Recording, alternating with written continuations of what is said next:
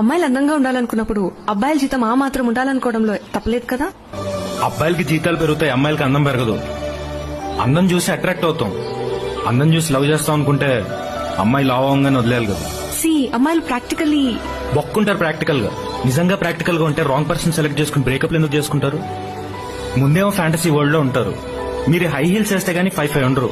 మీకు మాత్రం ప్రభాస్ హైట్ ఉండాలి, మహేష్ బాబు లుక్ ఉండాలి, అఖిల కూల్ గా ఉండాలి. మీ కవర్ పిక్ డిస్ప్లే పిక్ వారం రోజులు పొగిడితే చాలు పడిపోతారు. ఒక 6 నెలలు గ్యాప్ ఇస్తే వాడు ఒక ఎదవని తెలుస్తుంది. బ్రేకబుల్ కాని వాళ్ళు ఎంతమంది ఉన్నారు చెప్పు. ఓ బ్రేకప్ అవ్వగానే లైఫ్ మొత్తం అర్థమైపోయినట్టు ఏదో బిల్డప్.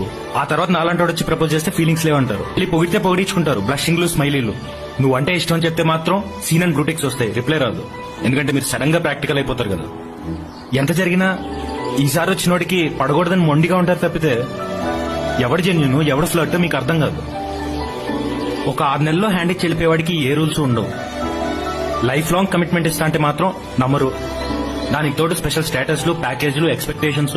మీ మొండితనాన్ని ఇండిపెండెంట్ అనుకుంటూ, కంఫర్ట్ జోన్ ని ప్రాక్టికల్ అనుకుంటూ బతికేస్తారే. నీకు అమ్మాయిల మీద రెస్పెక్ట్ పోయి ఇలా మాట్లాడుతున్నావు. రెస్పెక్ట్ ఉంది కాబట్టి ఇంత మాట్లాడుతున్నాను. కాకపోతే అమ్మాయిని ఓవర్ రేట్ చేస్తున్నారు. ఒక అబ్బాయి లవ్ చేస్తున్నాడు అనగానే ఫ్యాన్ లా ట్రీట్ చేస్తారే. ఒక అబ్బాయి లవ్ లో కూడా ఫాదర్ ఉంటాడు, బ్రదర్ ఉంటాడు, ఫ్రెండ్ ఉంటాడు, బాయ్ ఫ్రెండ్ ఉంటాడు.